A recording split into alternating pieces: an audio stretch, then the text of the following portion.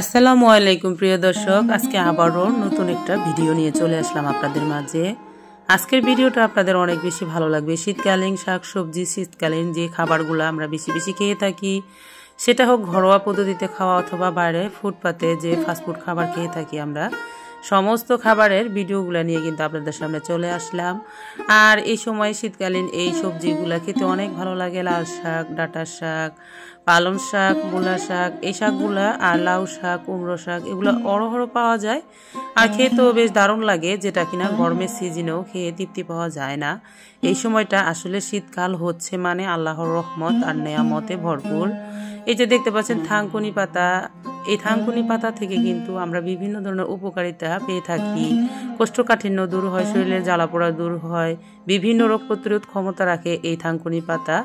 আর এটা কিন্তু ভর্তা করে, সালাদ করে, ভাজি করে অনেকভাবেই খাওয়া যায়, শুটকি দিয়ে রান্না করে খাওয়া যায়। এখানে দেখুন আমাদের বাগানের পেঁপে দিয়ে কিন্তু মুরগি দিয়ে রান্না করে খাওয়া যায়, পেঁপে ভাজি করে খাওয়া যায়, পেঁপের নাড়ু তৈরি করা হচ্ছে ইদানিং। আরও পেঁপে থেকে কিন্তু আমরা অনেক ধরনের পুষ্টি গুণাগুণ খেয়ে থাকি, যেমন আরও এই সময়টাতে কিন্তু কচি লাউয়ের সাথে বড়ই দিয়ে রান্না করা, চিংড়ি মাছ দিয়ে রান্না করা, সাথে লাউয়ের কচি কচি ডোগা ভাতের ভিতর সিদ্ধ করতে দিয়ে ভর্তা তৈরি করা। এদিকে আছে আমাদের কলা বাগান, এটা সাগর কলা বাগান। সাগর কলা বাগানগুলোতে প্রতিটাতেই সাগর কলা চলে আসছে, এগুলা একটা সময় বড় হবে।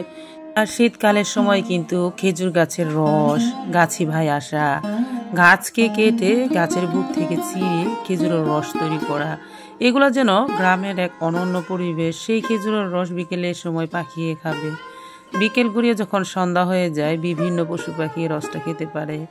আর সকাল সকাল গরম কাপড় চোপড় পরে মাদ্রাসায় যাওয়া, কুয়াশায় ঢাকা এই রাস্তা, কুয়াশায় ঢাকা গ্রামের পরিবেশ, কুয়াশায় ঢাকা শীতের সময়। এই সময়টাতে গাছের লোক আসবে বিভিন্ন রসের হাঁড়ি নিয়ে, সেই হাঁড়ি ভরা থাকবে কাঁচা খেজুরের রস। সকালবেলা সেই রসের হাঁড়ি একটা থেকে আরেকটা ঢেলে নিয়ে গ্লাসে করে কাঁচা রস পান করা। তারপর প্রতি সময় কিন্তু এই রস দিয়ে জাল করে চৌরস তৈরি করা, নালি গুড় তৈরি করা, এখানে পাটালি গুড় তৈরি করা, কতই না ভালো লাগতো সেই শৈশবকাল, যেই সময়টাতে আমরা প্রচুর পরিমাণে কাঁচা রস খেতে পারছি। বসে বসে সবাই মিলেমিশে আগুন তাপেছি, আর আগুনের ভিতরে অনেকে বেল পোড়া দিয়েছি, অনেকে বড়ি পোড়া দিয়েছি। বেশিরভাগ আমরা বড়ি পোড়া দিয়ে খেতাম। সকলে মিলেমিশে বিস্কিট, মুড়ি, চানাচুর চিরা দিয়ে চা, কফি, রং চা এগুলা খাওয়া হতো আগুন তাপার সময়। বিভিন্ন ঝালমুড়ি, বিভিন্ন ধরনের নাস্তা, রং চা, এগুলো আমরা কিন্তু পান করতাম। তখন না কতই ভালো লাগতো। আজকাল কিন্তু সব কিছু এগুলো স্মৃতি হয়ে আছে। আগের দিনগুলো কেন যেন সব কিছুই হারিয়ে যাচ্ছে। পাটালি গুড়ের বিভিন্ন ধরনের পিঠা তৈরি করা, মোয়া তৈরি করা মিঠাই দিয়ে, আবার সেই মোয়া দিয়ে কিন্তু সকালে চায়ের সাথে নাস্তা করা, খেতে কতই না ভালো লাগতো। খেজুরের গুড়ের মোয়া, নতুন নতুন ধান চলে আসলে ধান সিদ্ধ করা, খ্যার শুকানো নতুন ধানের নতুন পিঠা, সবাই মিলেমিশে ঢেকিতে আটা কেটে তারপরে রুটি তৈরি করা, বিভিন্ন ধরনের পিঠা তৈরি করা। যেমন এখানে আছে চিতই পিঠা, তেলের পিঠা, আরও আছে পাটিসাপটা পিঠা, দুধে ভিজানো চিতই পিঠা, ভাপা পিঠা। আরও আমরা অনেক ধরনের পিঠাই কিন্তু আমাদের বাংলাদেশের মানুষ খুব পছন্দ করি। খেজুরের চৌরস দিয়ে এখানে আমরা কিন্তু নকশি পিঠা, ঝিনুক পিঠা এগুলোও খেয়ে থাকি। তার সাথে সাথে শীতকালীন সময়ে কচি কচি ধনিয়া পাতার সাথে কাঁচামরিচ সব কিছু মিলে চানাচুর মাখা, ঝালমুড়ি মাখা, এগুলো খেতে কিন্তু খুবই ভালো লাগে। এই যে ক্ষেতের ধনিয়া পাতা, কাঁচামরিচের একটা গ্রান, সেই গ্রানে যেমন তৃপ্তিটা আরও বেড়ে যেত। সাথে সাথে সকালে শিশিরে ঘাসের ভিতরে যে শীতের শিশিরটা পড়ে থাকে সেটা পা দিয়ে ভেঙে দেওয়া। প্রতি সময়েই কিন্তু সবাই মিলেমিশে একসাথে নাস্তা করা, ভাত খাওয়া, শীতকালীন টক ফলগুলো সবাইকে নিয়ে ধনিয়া পাতা, কাঁচামরিচ দিয়ে ভর্তা তৈরি করে খাওয়া, সাথে একটু খেজুরের গুড় দিয়ে।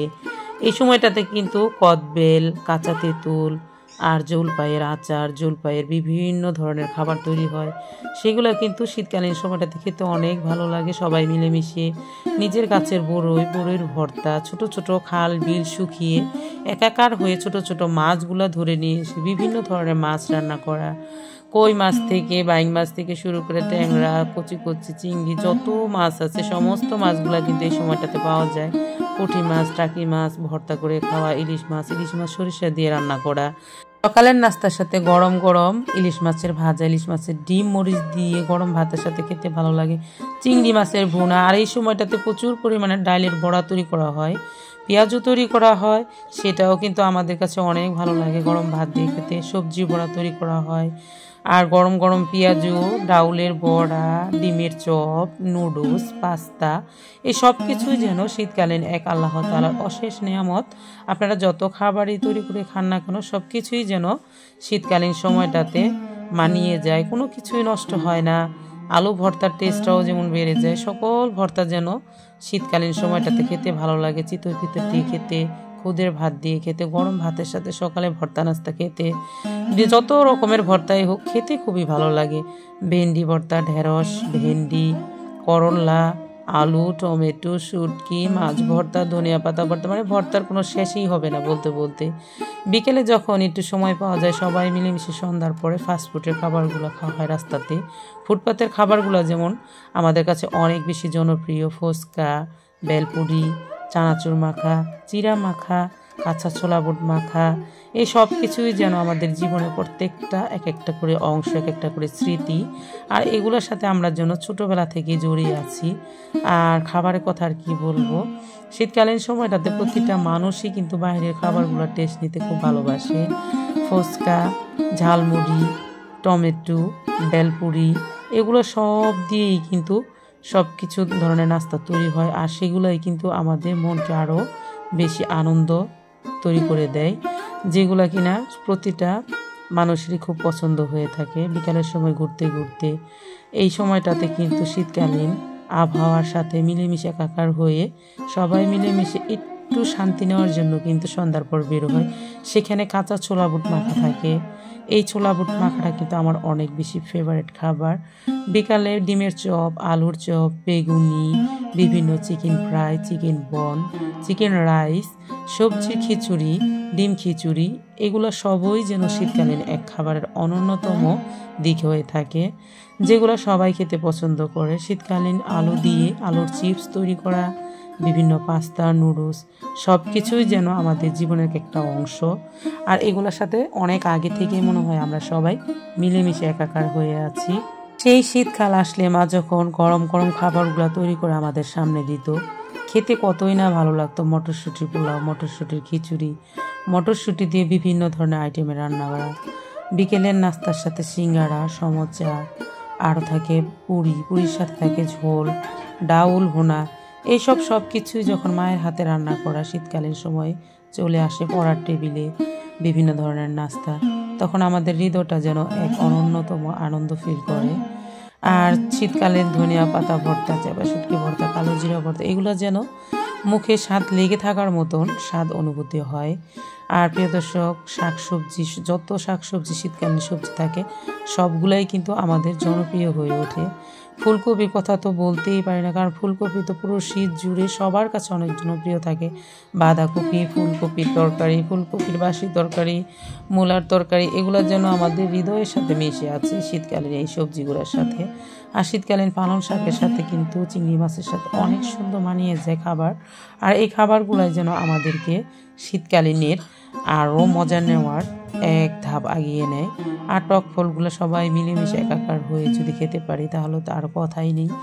সবাই মিলেমিশে এই সময় কাঁচা তেঁতুল, কদবেল ভর্তা, বড়ই ভর্তা, বিভিন্ন মরিচ মাখা দিয়ে বড়ই তৈরি করা, বড়ই ভর্তা তৈরি করা, ধনিয়া পাতা, কাঁচা মরিচ দিয়ে সবার সাথে মিলেমিশে খাওয়া, সরিষা ইলিশ দিয়ে গরম গরম ভাতের সাথে খাওয়া। বিকেলে গ্রামের যেন এক স্নিগ্ধ শীতল বাতাসের সাথে গ্রামের স্মৃতির একটা উপভোগ নেওয়া, কারণ গ্রামের দৃশ্যগুলো আমাদের জীবনকে আরও বেশি আনন্দময়, আরও বেশি স্মৃতি রাখার ক্ষমতা রাখে। এদিকে বিকেলে সবার সাথে হালকা পানির ভিতরে ছিপ দিয়ে মাছ ধরা, ধানের শিশিরগুলো ভেঙে দেওয়া, আর বিকেলের সময় কিন্তু র্যাকেট খেলা, সন্ধ্যার দিকে সবাই মিলেমিশে একটার পর একটা খেলার অনুভূতি যেন আমাদের জীবনকে আরও আনন্দময় করে তোলে। এগুলো দেখাতে দেখাতে কিন্তু আমি আজকে আপনাদের সাথে ভর্তার রেসিপিটা শেয়ার করতেছি। টাকি মাছের ভর্তাটা এই সময়টাতে আমাদের খুবই জনপ্রিয়। কাঁচামরিচ, ধনিয়া পাতা এগুলা হালকা একটু টেলে নিয়ে আগে বেটে নিয়ে সাথে পেঁয়াজটাকে খুব বেশি বাটা যাবে না। আর টাকি মাছটাকে হলুদ মরিচ দিয়ে মাখিয়ে লবণ দিয়ে তেলে ভেজে কাঁটাগুলোকে বেছে ফেলে দিয়ে শিলপাটা এভাবে বেটে নিয়ে লাস্ট পর্যায়ে একটু লবণ দিয়ে হাত দিয়ে যদি মাখিয়ে নেওয়া যায়, এই ভর্তাটা এতটাই টেস্ট, খেতেও খুব ভালো লাগে আর অনেক বেশি মজা হয়ে থাকে গরম ভাতের সাথে। আজকে তো আমরা সারাদিন শুধু এই ভর্তা রেসিপিটা দিয়েই ভাত খেয়েছি। আমার মেয়েও অনেক বেশি পছন্দ করে, জানি না আপনারা কেমন পছন্দ করবেন, তবে একবার ট্রাই করে দেখবেন, খেতে অনেক ভালো লাগে। টাকি মাছের ভর্তাটা কিন্তু আমি রেডি করে নিয়েছি। এখন আমি কালো জিরা ভর্তা করব। কালো জিরার সাথেও ধনিয়া পাতা, রসুন, পেঁয়াজ, কাঁচামরিচ, শুকনা মরিচ, লবণ দিয়ে কালো জিরা দিয়ে একসাথে ভেজে নিয়েছি। আর এগুলো এখন শিলপাটায় বেটে নিয়েছি। হালকা একটু তেলও দিয়েছি, আপনারা চাইলে তেল ছাড়াও কিন্তু ভেজে এই ভর্তাটা তৈরি করতে পারবেন। দুইটা আইটেমের ভর্তা দিয়েই কিন্তু আজকে আমাদের সকালে গরম গরম নাস্তার সাথে খাওয়া হবে। রেসিপিটা এখনই শেষ করব। যদি আজকের ভিডিওটি ভালো লাগে সকলে একটি লাইক দিয়ে দিবেন। আজ এই পর্যন্ত, আল্লাহ হাফেজ।